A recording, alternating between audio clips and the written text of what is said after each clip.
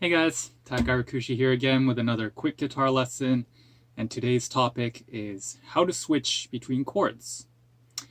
So switching chords in time with the music can be a pretty difficult challenge if it's new to you. And the first point I like to make is that some chords actually share common notes between them. So for example, if you have the open G major chord, moving to the open E minor chord, you'll notice that the first finger is on the second fret of the fifth string for both chords.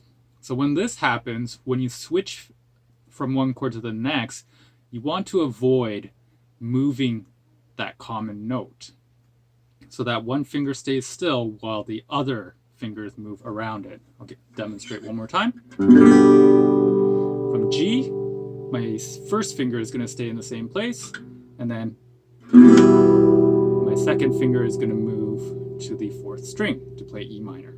Some other situations that can happen are when chords don't necessarily share the same fingering, but they have kind of a similar shape between them. So a good example of that is when you have an A minor chord moving to an E major chord.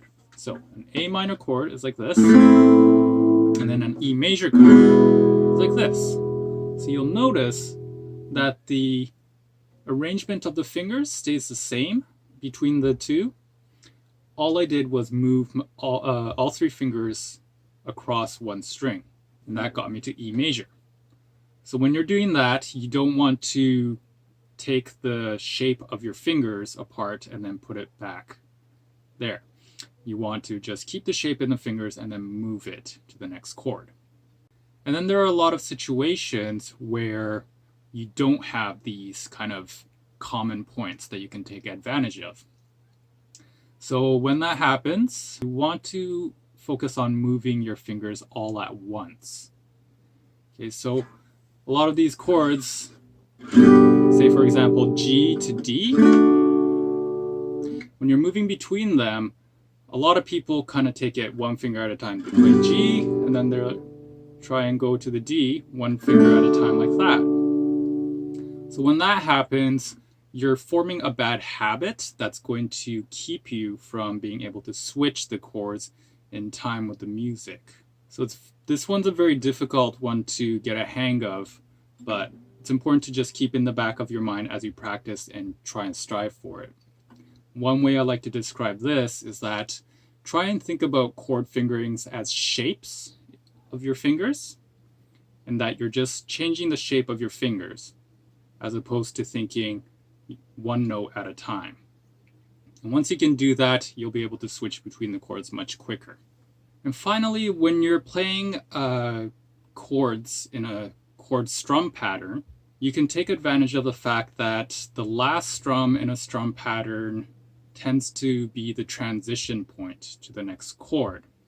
So in other words, your fingers can leave the strings and you'll be playing mostly open strings as you're making your way to the next chord. So for example, if I were to do C major to D major, where all my fingers move, and I'm doing the strum pattern like this.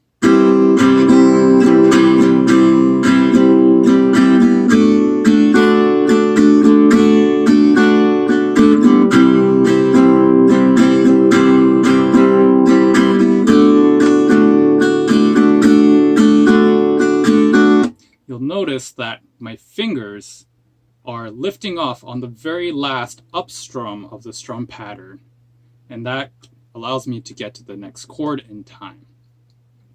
And so on that last strum, I'm hitting open strings. I'm not fretting any notes. And so this is something that you want to take advantage of, and it will become necessary even once you get to faster tempos with various strum patterns. So those are my tips for developing your ability to switch between the chords effectively, and I hope that was helpful.